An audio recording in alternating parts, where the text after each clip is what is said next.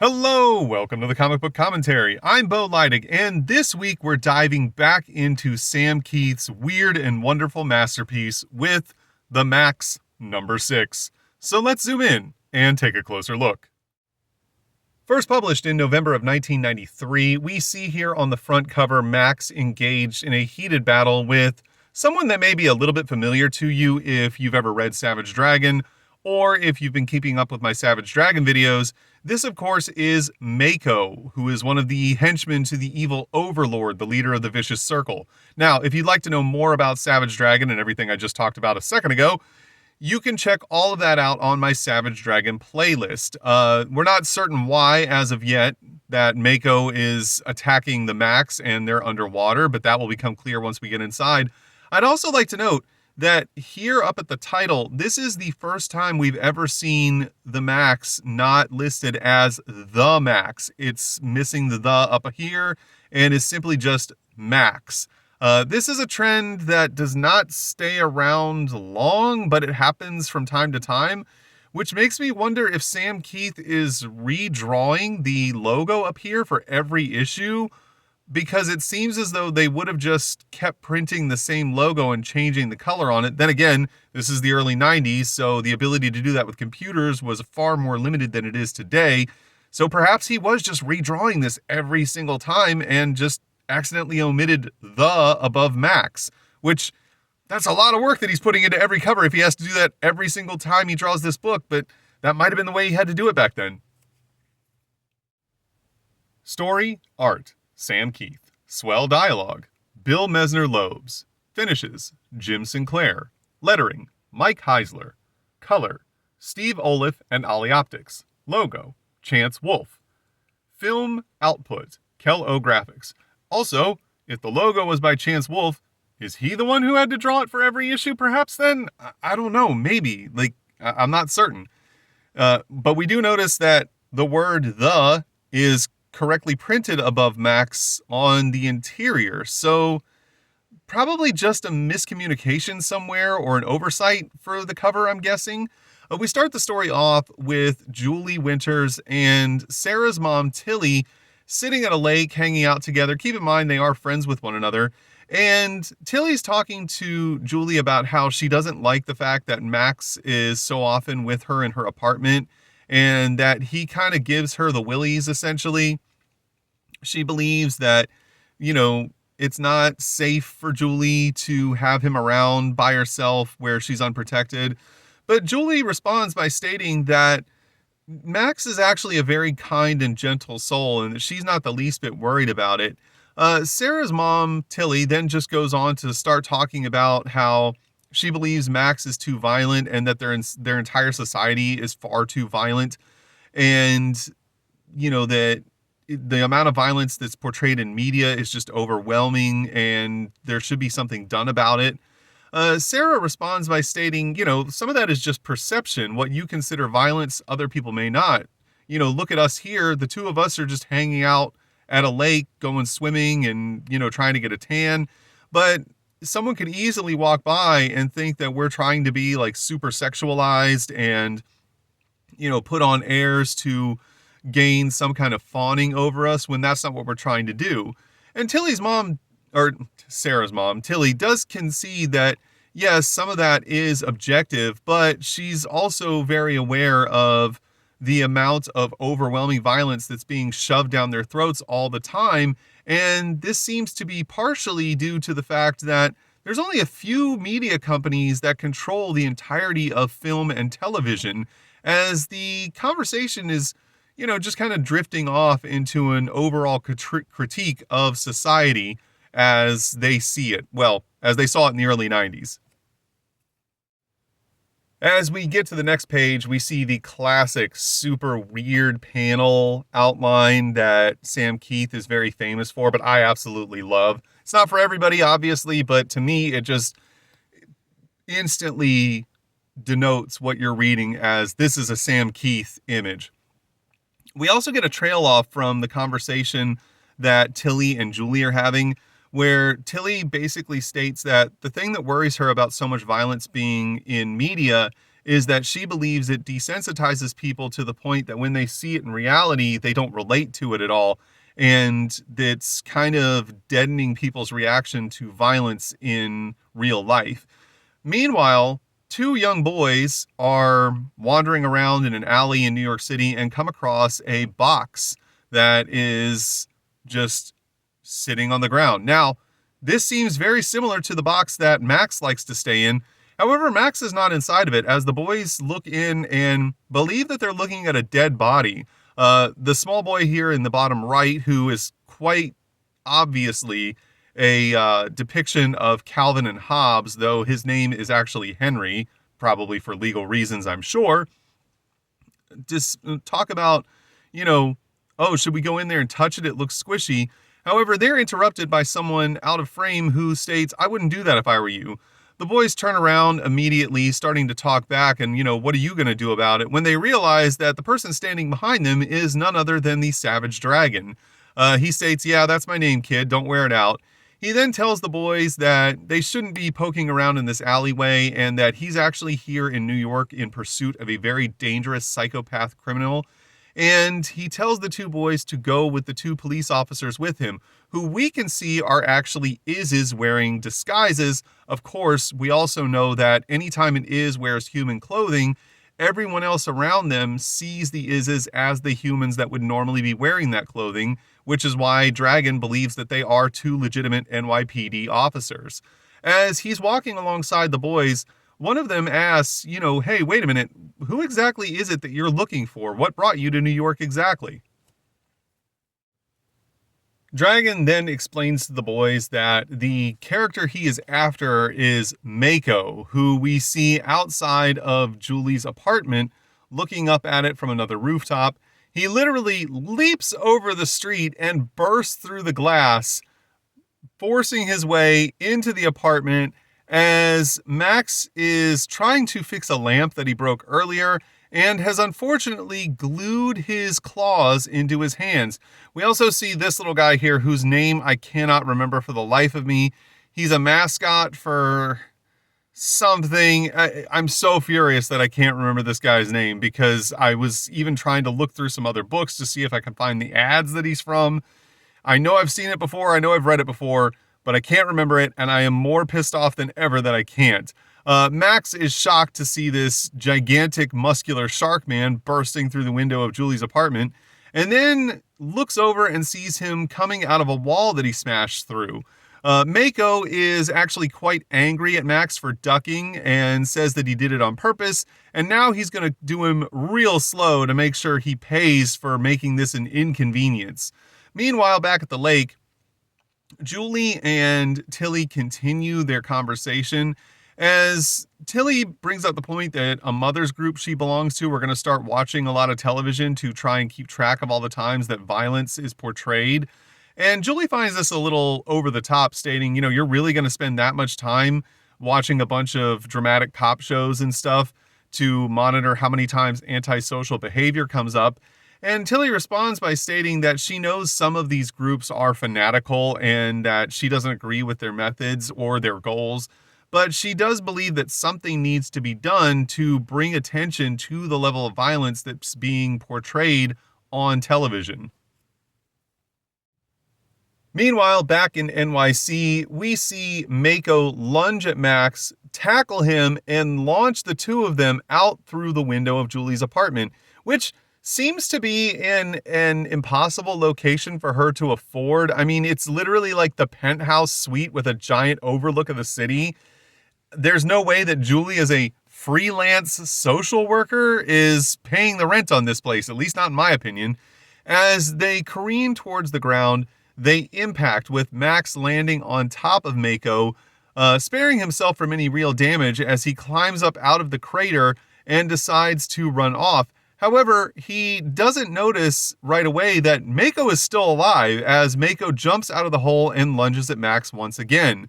Meanwhile, this entire thing is being narrated by the consciousness of Mr. Gone, who is represented by this little, goofy doll thing that we saw when Julie actually cut off Mr. Gone's head. We saw the Leopard Queen pop the head off of this doll, or was it the Leopard Queen, or maybe like another subconscious version of Julie? That could have been it too. It's been a minute since I read that book. Go back and look at that issue. It was issue number 2, and you'll be able to decipher which one it was. I apologize for not knowing that off the top of my head. Anyway, he's narrating this, talking about how he loves how violent and visceral all of this is, and that he really enjoys the way that the two characters are drawn and with all of their muscles and the way that they're just ripping into each other and the suspense that it's creating. Meanwhile, Maxx is doing his best to try and get away from Mako as he ducks under Mako's arm, which is now lodged in a wall, runs down an alleyway and picks up what I guess is a large rock or piece of concrete, and then smashes it over Mako's head. And Mr. Gone states, oh, this is, really cool. That had to hurt. Also, he brings up the point that he's actually living within Julie's brain as a consciousness until he can grow his head back. It's the Maxx, folks. It's a weird book. Back at the lake, Julie and Tilly are continuing their conversation as Julie states, there's really nothing you can do. If people want to watch violence, they're going to watch it. But Tilly states, that's true. However, I do believe that people should at least have the knowledge of how much violence they're consuming, which, to her point, I understand that, some people want to go to the extremes and censor everything.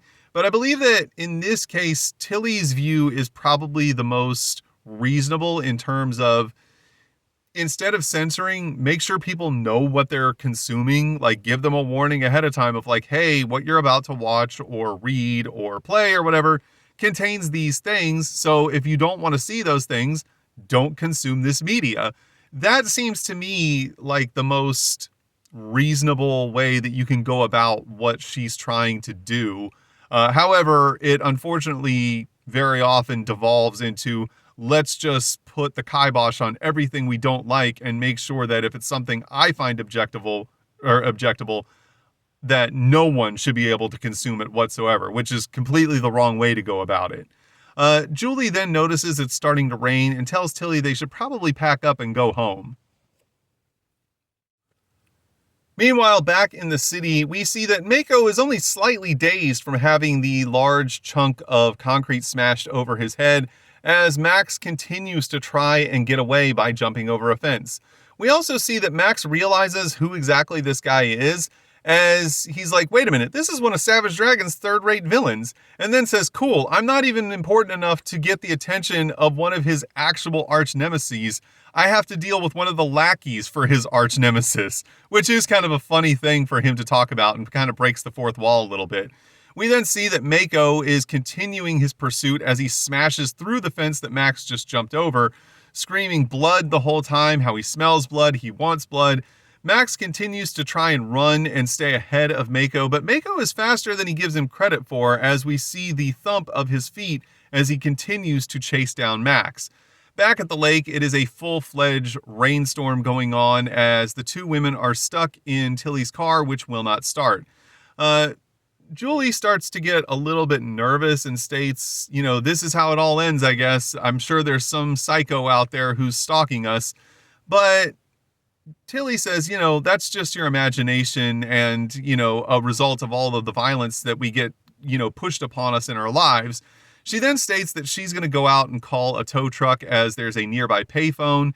She calls them up and then comes back and states, yeah, I'm not sure if the guy I just talked to speaks English, so we might be here for a little while. Back in the city, we see that Mako catches up to Maxx, tackles him, and the two of them fall into a swimming pool, which explains the cover of this book, as Mako desperately tries to bite onto Max's arm as Maxx tries his best to fend off the shark man, realizing that now that they're in the water, he's at a even bigger disadvantage. Meanwhile, Mr. Gone continues to narrate this fight, stating that he loves when the hero is in a predicament where it looks like he's not going to be able to fend off the villain, and the villain seems to have the upper hand. But then Maxx also starts to drift off into one of his delusions as we once again see the chung, chung, chung sound effect as the pounding in his brain gets louder. We then see the now distinctly different looking leopard queen who has black hair and states that, she is in fact now the jungle queen, ruler of this world. Maxx is confused by all of this as he's actually accompanied by a little cartoon Julie. And he even states to her, hey, wait a minute, why does she have dark hair now? She used to be blonde. And why does she look like a bad paperback cover? And Julie responds by stating, I don't know, Maxx, this is your dream. So he then asks the Jungle Queen, why is your hair black? And Julie asks her, yeah, and if you're the Leopard Queen, where's your leopard? The Jungle Queen responds by stating that she has been changed by cruelty and pain, and that her leopard is now dead. Also, I would like to point out that you probably can only see like the T part of it, but this had a signature on it. And it does, in fact, look like a painting. And I think this is because this is artwork that Sam had done prior to any of the Maxx issues being published.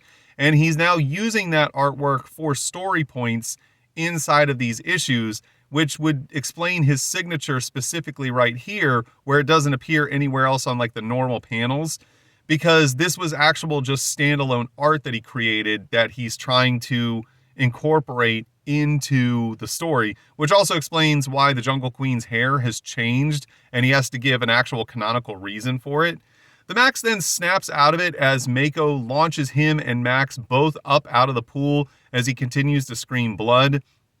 Maxx states that he only survived the last impact because he landed on top, so he has to do the same thing or he'll be crushed. So he quickly spins himself around and lands on top of Mako. However, Mako is not even fazed by this as he jumps up and instantly grabs a nearby garbage truck and starts to lift it up off the ground as he screams, kill, kill, kill, I must kill. And again, Mr. Gone continues to narrate, stating that he's like, look at the rippling muscles on the villain. Look how powerful he is. How is the hero ever going to defeat him? The suspense is killing me. Mako then lifts the garbage truck clean off the ground above his head and states that he's going to smash Maxx with it. At this point, Maxx actually states, maybe this guy isn't as much of a third-rate villain as I thought, as he starts to run away and we see the garbage truck launch through the air at Maxx and then explode as Maxx continues to try and flee. This also does bring up the point that while Mako is not necessarily a top-level villain for Savage Dragon, it doesn't mean he isn't very strong and, incredibly dangerous for other people. This is something I think that gets lost a lot with the Savage Dragon. A lot of the members of the Vicious Circle and the villains that he faces off against are incredibly powerful, as we do know that the Chicago PD was basically helpless against any of them, which is the whole reason why Dragon got recruited in the first place.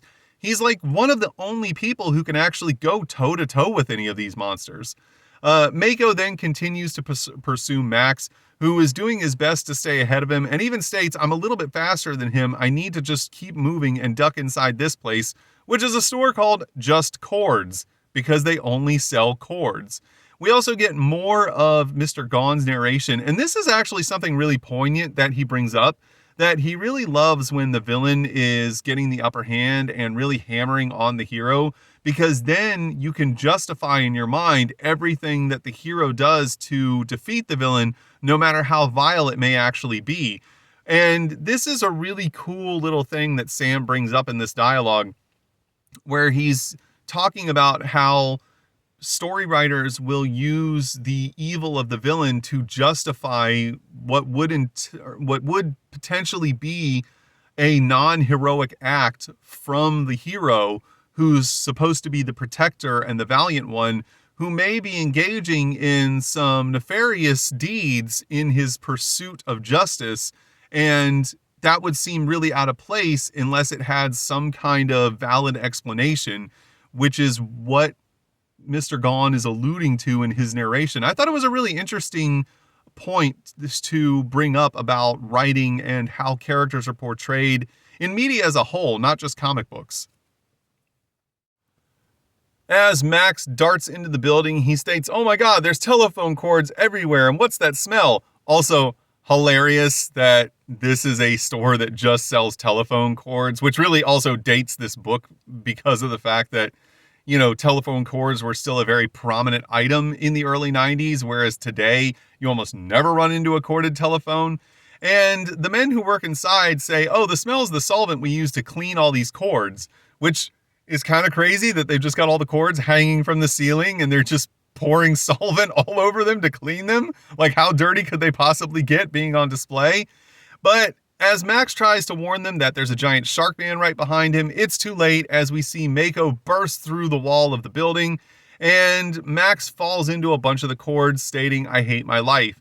As Mako moves in to finish Maxx off, Maxx starts to get up slowly, stating, I'm really tired of this guy running his mouth about blood and all. I wish my claws were free, then I'd show him. However, he realizes that the solvent that was used to clean all the cords has in fact freed his claws, and he stands up, preparing himself for battle, as he believes that now he can actually face off against Mako one-on-one properly.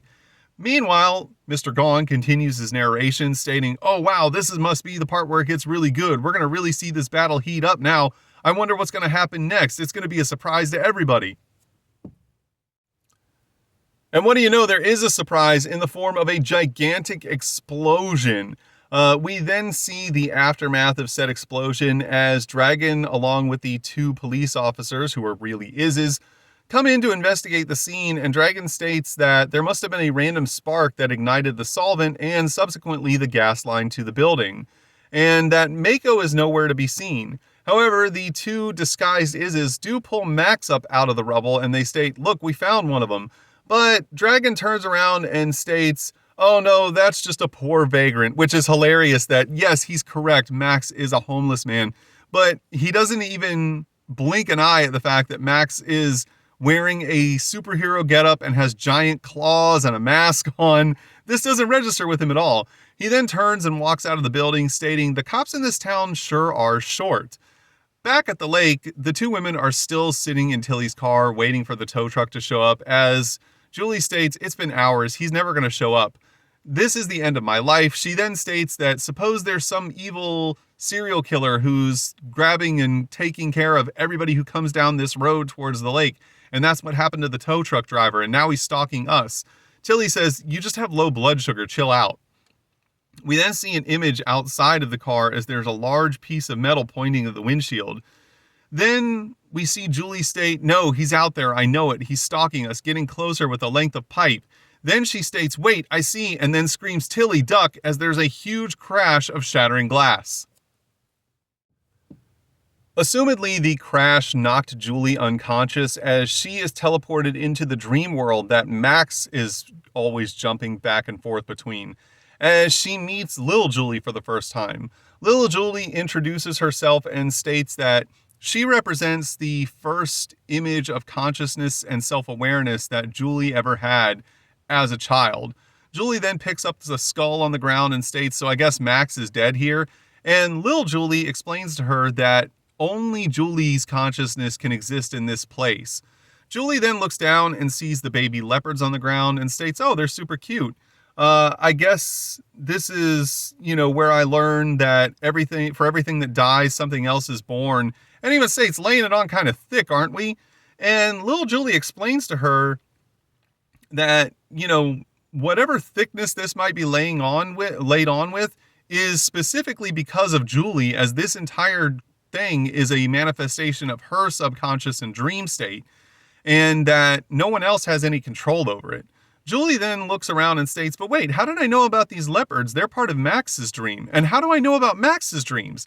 And Lil Julie explains to her that this is because the dreams that Maxx is experiencing are all part of Julie's dreams, and that he's part of her dreams, not the other way around. She then states that the Jungle Queen is also part of this dream world state, and we then see the Jungle Queen sitting off by herself. She states to Julie that she is the part that escapes, that she is the representation of the strength and independence that Julie felt before she was violated. But as she absorbs more trauma and misery and bitterness, she changes, and she's starting to fear what she's becoming. However, she then explains to Julie that now that she's been made aware of all these things, that the world is never going to be quite so small ever again. Julie turns to walk away and starts to state that, so this whole thing is my reflecting subconscious. Why is Maxx streaming here? But little Julie tries to change the conversation, stating, you think too much, let's play. And then Julie responds by stating, so, she's my id, you're my super ego, and Maxx is what, my animus? But little Julie responds by stating, this isn't Psych 101. This is a lot deeper than you're giving it credit for, and you're going to need a spirit animal to guide you through all this. Julie asked, so what, like a chipmunk or something? But little Julie explains to her, no, you already have a spirit animal. You just need to keep coming back here to play with me so that I can grow up.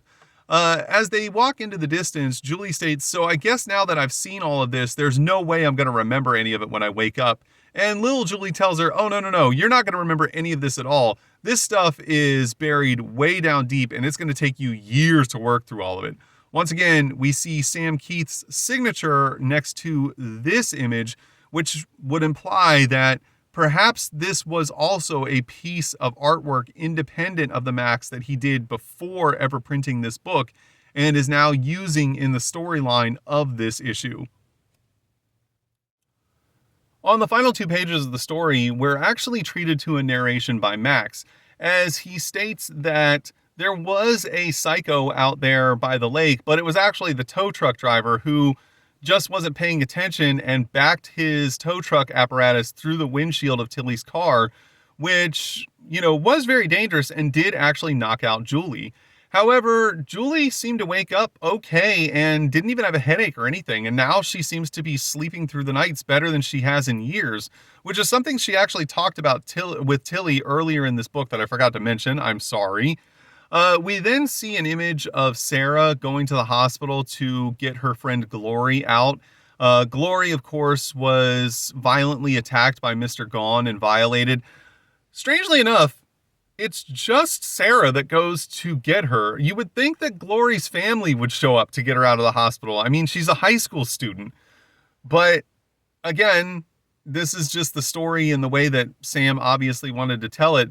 But Maxx brings up the point that despite the ordeal that Glory's been through, she seems somehow okay. He then also states that he felt like the presence of Mr. Gone was nearby, but that should be impossible because Mr. Gone is dead. He then also brings up that he was able to escape the police car when he woke up and saw that it was 2 Izzes driving. Remember, no matter how they're dressed, Maxx can actually see the Izzes for who they are, but he's the only one, which is another reason why everyone thinks he's completely out of his mind. He apparently broke through some bulletproof glass to escape the cruiser, and then ran back to his box in the alleyways. And he's trying to figure out everything that's been going on, but then kind of slips off into a tangent where he talks about how he was told by Julie that Cheers was canceled. Obviously, this is the early 90s, folks. And that he somehow feels a great sense of loss about it. That he knows that all of the characters were played by actors and that they've all got other jobs and that they've moved on. But he feels as though, the loss of Cheers represents something deeper in his life, as there were all these characters that, he saw week after week and could always rely on being there. And then he turned away for a moment and suddenly they were all gone. And then at the end, he simply just states, everybody dies, which, kind of gives us an insight to some of the darkness that Maxx has to deal with sometimes in terms of how, just the simplest little things like a sitcom being canceled can send him into this like doom spiral where he just retreats back into a cardboard box in the alleyways and sits in the darkness. We then get to Maxx Tracks, the portion of the book where readers can write in letters to be published and occasionally responded to by Sam Keith.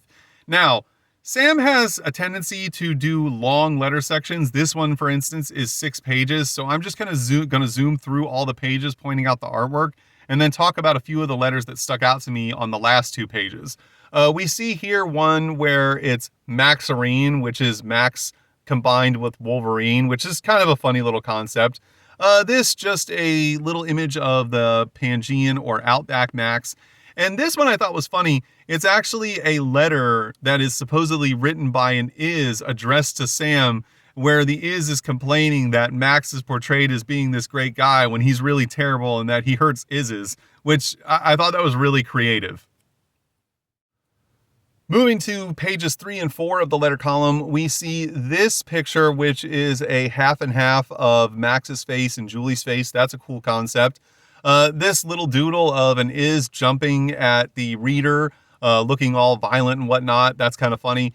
And then this illustration that's in the background done in white. Unfortunately, the signature is kind of obscured, so I don't know exactly who drew this, but this is actually a really high quality and very detailed image of the Maxx. I really like this one a lot. We then move on to pages 5 and 6 of the letter column. Another cool little Outback Maxx drawing down here where he's just sitting alone. This one's funny. It's Maxx Tools, which is a play obviously on Mac Tools, where Max's head is drawn in the form of an adjustable wrench. I thought that was pretty hilarious. And this pretty detailed drawing down here of Pangean / Outback Maxx grabbing Mr. Gone from behind and then shoving one of his claws up Mr. Gone's nose as Mr. Gone just states, "This sucks." Now, in terms of the letters of this issue, there were a few interesting ones. One reader states that, issue 4 got him through some dark times. Issue number 4, obviously, is the one where we see Sarah struggling through her life and the terrible depression that she deals with and the isolation and, contemplating hurting herself or potentially ending her own life, but then being talked out of it by Max and Julie. And there were a lot of people who were, of varying opinions about the book in terms of what it meant to them, but everybody that wrote a letter in about it had nothing but praise for the book as a whole. Issue number 4, and I agree with them. That's a great issue. It's one of the better issue, not even one of the better. In my opinion, probably the best issue of the first 5 of the Maxx, hands down. Like the stuff that Sam deals with in the writing of that issue and how deeply he delves into it and the way he deals with the plot points that he's bringing up overall are pretty fantastic in my opinion, and it makes for a wonderful read. Then you have one reader who starts to talk about things that, he's theorizing about in the overall story of the Maxx. And to that reader's credit, they get real close and very accurate with some of what they're talking about in terms of how it plays out later on in the story. It's really impressive that through 4 issues of the Maxx, they were able to come up with some theories that pan out way later in this story.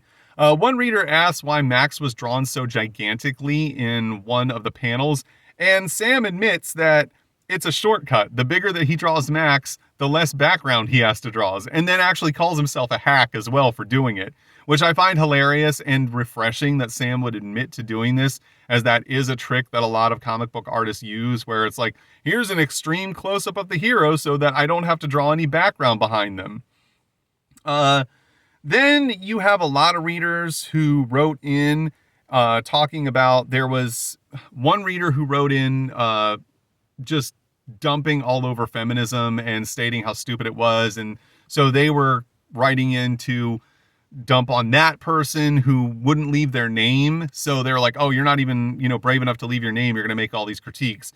Then there was another reader who stated that they had no idea who Frank Frazetta was, which started an absolute flame war. Well, not even a flame war, but just a complete meltdown in this letter section. People were like, oh my God, how could you not know who Frank Frazetta was? Which, admittedly, Frazetta was a very famous artist.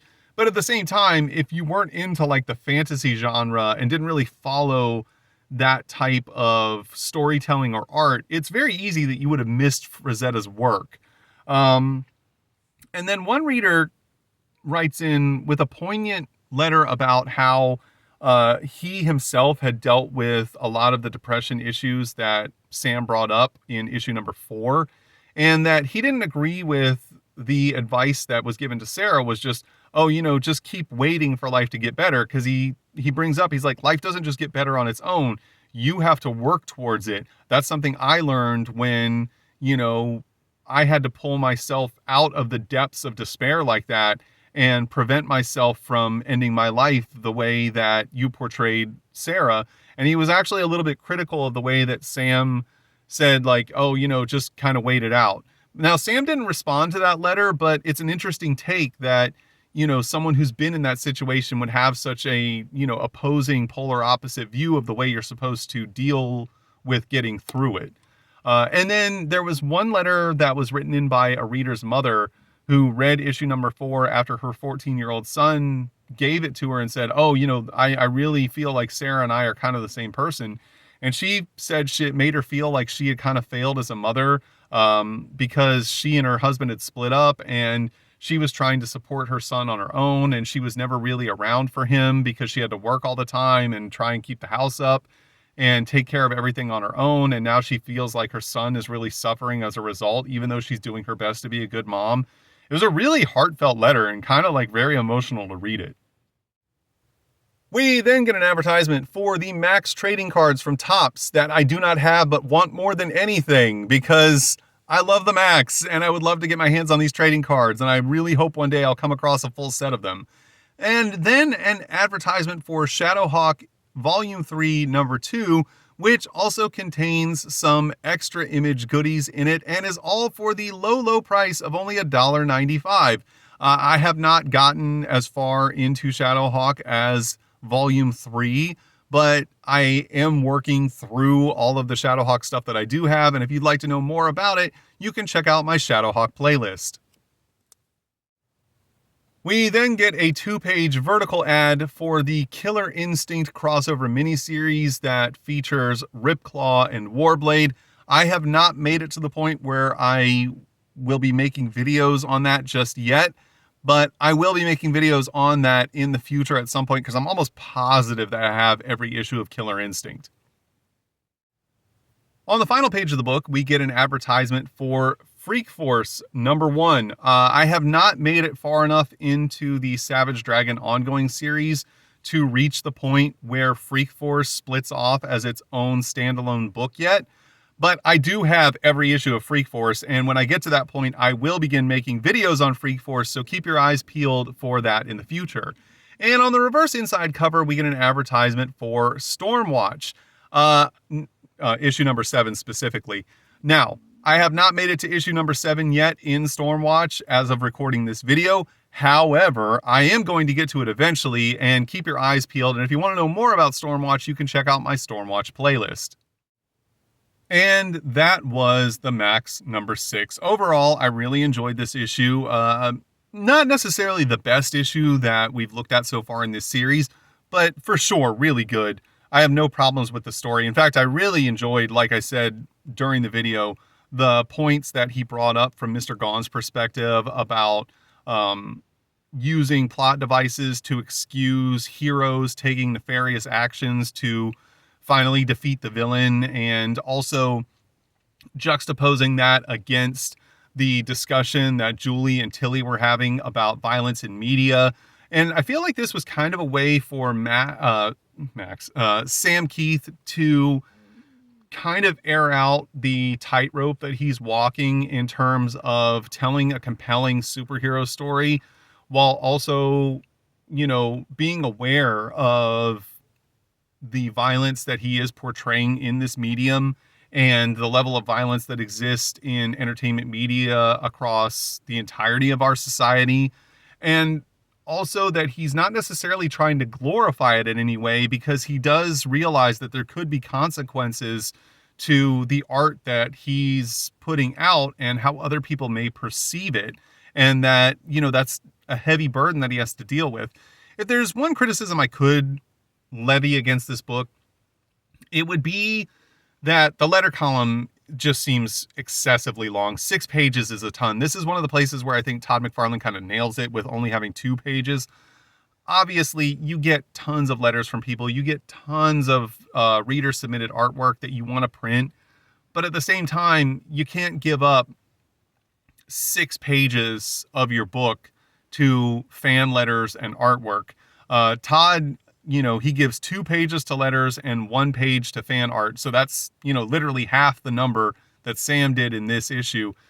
And I feel like that's really the best possible way to do it if you're going to do it at all. And I feel like Sam's just kind of giving himself a little bit of leeway with how many pages he has to draw by printing up a bunch of letters. I could be wrong about that, but it does seem like he's kind of using this as a way to get out of doing a little bit of extra work to fill out the whole book. But then again, these are just my opinions. You may feel that 6 pages worth of letters is perfectly acceptable. You might think that the points that he was making in the book about violence and heroes and villains were off base. But if that's the case, it's okay, because everyone's entitled to their own opinion. If you enjoyed today's video, please feel free to like, comment, and subscribe. And thanks for stopping by. Have a great day.